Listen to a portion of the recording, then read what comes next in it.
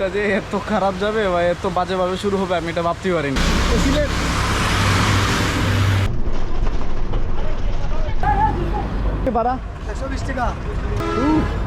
Hey, welcome to this stupids backpacker channel. আমি আমার লাইফের অন্যতম একটা জার্নি স্টার্ট করতে যাচ্ছি, যেটার সাক্ষী হবেন আপনারা যারা আমার এই ভিডিওটা দেখবেন। অন্যতম এক্সপিরিয়েন্স বলতে বেশ কয়েক মাস ধরে আমি ভাবছিলাম যে আমি একটা অ্যাডভেঞ্চারাস একটা জার্নি শুরু করব। অ্যাকচুয়ালি গতানুগতিকভাবে সবাই ট্রাভেল করতে পারে, টাকা দিয়ে এবং টাকা খরচ করে সবাই ট্রাভেল করতে পারবে। এবং আমার অনেক দিনের একটা টার্গেট ছিল, যেটা কাউকে কোনো বলা হয়নি, শেয়ার করা হয়নি। সেটা হচ্ছে উইদাউট মানি ট্রাভেল। এক কথা ট্রাভেলিংয়ে যে জিনিসগুলো লাগে, অ্যাকোমোডেশন, ট্রান্সপোর্টেশন, ফুড, এগুলো সব আমি স্ট্রেঞ্জারদের কাছে, মানে অপরিচিত মানুষদের কাছ থেকে আমি অ্যারেঞ্জ করব। এবং আমি জানি না কত দূর এগোতে পারবো। আপাতত আমার জার্নি হবে ইন্ডিয়া, এবং হিচ হাইকিং আমি স্টার্ট করব সিলেট থেকে। সিলেট থেকে আমি ল্যান্ডে মেঘালয়ে যাব, এবং আমার প্যাকিংয়ে কী কী আছে সেটা আমি একটা ভিডিও করে রাখতে চাই, কারণ অনেক সময় এটা আমার প্রয়োজন পড়বে। সো আমি এই ভিডিওটা রেকর্ড করছি জাস্ট বিকজ এইটার কারণে এবং আপনাদেরকে দেখানোর কারণে। সেটা হচ্ছে একটা ব্যাকপ্যাক। তো ব্যাকপ্যাকটা আমার নর্থ ফেসে অরিজিনাল কিনে জানি না, লিটার প্লাস 5 লিটার 25 লিটার মতো ক্যারি করার একটা জিনিস হচ্ছে যে নেচার থেকে টেন্ট, ক্যাম্পিং করার জন্য যে টেন্ট আর কি, যেগুলো ওটস একটা নিলাম ব্রেকফাস্টের জন্য জাস্ট। আর এখানে আমার কিছু ওই যে সাবান আছে, আর পাসপোর্টের জন্য ব্যাগ আছে। এটা হচ্ছে ব্যাকপ্যাকের কভার, ওয়াটার কভার, এগুলো কিছু অমলেট বা এখানে নুডলস কিছু করার জন্য। একটা স্লিপিং ব্যাগ, একটা চেয়ার আছে, লাইক ট্রেকিং করে বেশি হাতে এগুলো একটা চেয়ার পাবো। এবং গোপ্রোর আমার ব্যাগ, ক্যারি ব্যাগ। এটা হচ্ছে আমার এই যে লিফট নেওয়ার জন্য যেই হিচহাইকিং বোর্ড, এখানে স্পষ্ট লিখে আছে এখানে হিচহাইকিংয়ের লিফটের জন্য। এটা হচ্ছে আমার ল্যাপটপের স্ট্যান্ড, এটা হচ্ছে আমার ক্যাপ, দেন এটা একটা চশমা, দেন হচ্ছে একটা ওয়াটার বোতল, দেন এখানে হচ্ছে ক্যাপ, দেন এখানে জাস্ট প্রয়োজনীয় জুতো আছে, প্রয়োজনীয় গ্যাস আছে, স্টোভ আছে রান্না করে খাওয়ার জন্য। আমি যা যা প্রয়োজন হয় সবগুলো আমি ক্যারি করছি, এবং যদি কিছু শর্ট পড়ে সেগুলো আমি রোড থেকে আমি কালেক্ট করব। ক্যাম্পিং করার যদিও এক্সপিরিয়েন্স নেই, এভাবে ক্যাম্পিং করেছি 2-1 দিন, কিন্তু লং টাইম একটা এক্সপিরিয়েন্স নেই কখনো, বা কারো আছে কি না, এবং আমি কী কী নিতে বলে রেখেছি অবশ্যই আমাকে কমেন্ট করে জানাবেন যদি কারো এক্সপিরিয়েন্স থাকে। আমার এক্সপিরিয়েন্স যাই হয় না কেন আমি সব কিছু আমার এই চ্যানেলে আপলোড করবো, এবং কেউ যদি উইদাউট মানি ট্রাভেল করতে চান তারা অবশ্যই আমার ভিডিওগুলো দেখতে পারেন। এবং আমি যা দেখাবো সেটা কিছুই ডিফারেন্ট দেখাবো না, সব কিছু নিজের মতো করে দেখাবো। যেগুলো আমার সাথে ঘটবে সেগুলো আমি ডেইলি ব্লগে এবং আমার ডেইলি ট্রাভেল ব্লগে আপলোড করব। সো আমাকে সাপোর্ট করবেন। শুরুর দিনটা যে এত খারাপ যাবে বা এত বাজেভাবে শুরু হবে আমি এটা ভাবতেই পারিনি। সকাল সকাল বের হয়েছি আর বাইরে প্রচুর বৃষ্টি। এই বৃষ্টি একটু থামলো, আর বৃষ্টির কারণে আমার ক্যামেরা রেডি টু শ্যুট ছিল না, যার কারণে আমি আমার এই ব্যাগের কিছুটা অংশ ভিজে পেলে এখানে আমার ল্যাপটপ এবং আমার পিছনে ব্যাকপ্যাক, যে ব্যাকপ্যাকের অনেকটাই ভিজে গেছে, কাপড় চোপড় মনে অনেক ভিজেছে। আর ব্যাকপ্যাকটাও বেশ বড় ছিল, তো 50 টাকায় বেশ বাঁচলাম। এখানে ছাতাটাও ছিল। আর ভাবছিলাম তো আজকের দিনটা আমি চলে যাব সিলেটে, লাইক আমি হবিগঞ্জ জেলাতে, হবিগঞ্জ এবং সিলেটের মধ্যবর্তী স্থানে। আমি এখান থেকে প্রায় সিলেট 55 কিলোমিটার। আমি ভাবছিলাম এখান থেকে আমি হিচহাইকিং স্টার্ট করব, কিন্তু দুর্ভাগ্যজনক বশত বৃষ্টি স্টার্ট হওয়ায় আমি আসলে শুরু করতে পারিনি। আর এখানে মুষলধারা বৃষ্টি হচ্ছিল, প্রায় বেশ বড় বড় বাজ পড়ছিল। তো এখানে আরেকটা ঘটনা হচ্ছে, আমি যখন আমার ব্যাগটা রাখি, পঞ্চটা যখন বের করি, আমার পঞ্চর যে এই একটা খাবার থাকে, পঞ্চর খাবারটা এখানে পড়ে গেছিলো। আর পঞ্চর খাবারটা না নিয়ে আসলে আমি যেতে পারবো না, কারণ বৃষ্টি আবার বের হয়ে গেছে। পঞ্চর খাবারটা না নিয়ে আসলে আমি যেতে পারবো না, কারণ পঞ্চর যদি আমি গুছিয়ে ফেলি বৃষ্টি হবার পরে, তো একটা পলিথিনে রাখতে হবে বা এরকম কোনো জিনিস হতে, এর জন্য এই ছোটো ব্যাগটা বেশ প্রয়োজনীয় ছিল।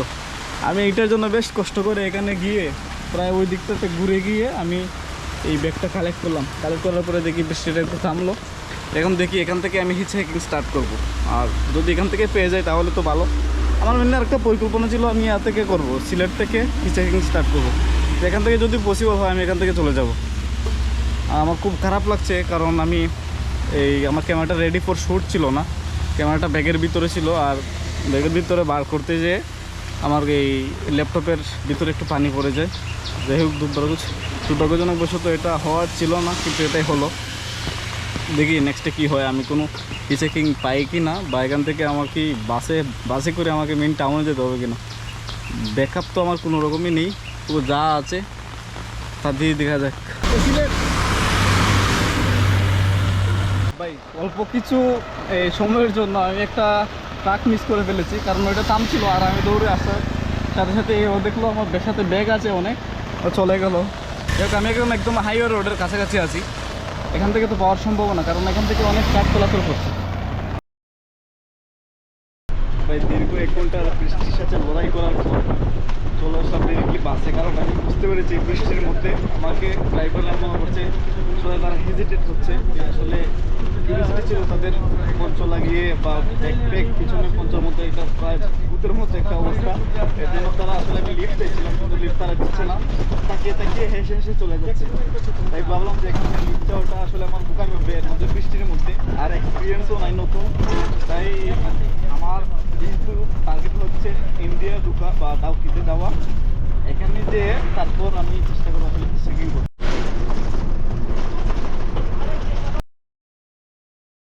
ভাইয়া বাইরে তো হালকা গুড়ি গুড়ি বৃষ্টি হইতেছে, আর আমার মনে হয় না এখনও যেটা প্ল্যান করছিলাম যে সিলেট থেকে এসে আমি চেকিং করতে পারবো, মনে হয় না এখনও পসিবল। আমি এখন সিলেট বাস টার্মিনালে আছি, যেখান থেকে সব জায়গার বাস পাওয়া যায়।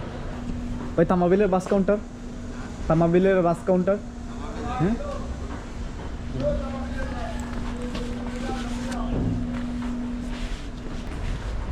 অনেক সময় ট্যুর নিয়ে যেতাম, আলাদাভাবে গাড়ি থাকতো ওভাবে, কিন্তু এইরকম ট্রাভেলটা একদম নতুনভাবে স্টার্ট করছি বলা যায়, কারণ আর আরাম করে আসলে ট্রাভেলিং হয় না, এখানে প্রায় বৃষ্টিও পড়তেছে। আমি জানি না, আমি আমার ক্যামেরাটা আসলে একটা কেস লাগাইয়া ভিডিও করতেছি, জানি না এটা কতটুকু ওয়াটারপ্রুফ হবে আর কি। ভাই তামাবিলের বাস কোনটা? তামাবিল তামাবিল তামাবিল ভাই যায়নি। হ্যাঁ হ্যাঁ সামনে যাও, ও ওটা গাড়ি যাইবো সামনে। আচ্ছা আচ্ছা, জাফলং যেই বাস যায় তামাবিলও সেই বাসই যায়, কারণ তামাবিল হয়েই বাসগুলো যায় আর কি মূলত। তামাবিল ভাড়া কত করি? ভাড়া 120 টাকা। 120 টাকা? জাফলং 100 না না, তামাবিল 100 টাকা ছিল না? 110 টাকা। না না 100 টাকা। ওইখানে আমাকে দেখে 120 টাকা দিয়েছিল, আমি 100 করে আর আগে গেছিলাম সুবানীঘাট থেকে। মানুষ নাই তো? মানুষ মানুষ পুরো বাসটা ফাঁকা, একটা মানুষও নাই এখানে। হ্যাঁ ভাই টাইম হলে কি ফাঁকা বাস নিয়ে আপনারা চলে যান? ওনারা বলতেছেন ফাঁকা বাস নিয়ে নাকি চলে যান যদি টাইম হয়ে যায়, একটা মানুষও নাই আমি দেখতেছি। জানি না কি অবস্থা, এমনিতেই এগুলো ভয় লাগে, আর হইতেছে ফাঁকা বাস। এখানে হচ্ছে ইন্ডিয়ান এম্বাসি, আর আমি প্ল্যান করছিলাম মিজোরাম হয়ে যাওয়ার জন্য। আসলে এই মিজোরাম হয়ে যেতে হলে আমার করিমগঞ্জ বর্ডারটা বেস্ট হতো, শিলচর হয়ে যেতাম, এবং যেহেতু প্রথমে নাগাল্যান্ড যাবো, তাহলে ওই যে শিলচর হয়ে আমি যদি ডিমাপুর যাই তাহলে আমার জন্য একটু খুব একটা ইজি হবে। শিলং হয়ে যেতে হবে, শিলং গুয়াহাটি হয়ে যেতে হবে। ইন্ডিয়াতে প্রচুর রাস্ট হচ্ছে, ঈদের কারণে আমি সেদিন এসেও আসলে জমা দিতে পারি নাই আমার বর্ডার অ্যাড করার জন্য, আসলে কেয়ার করার।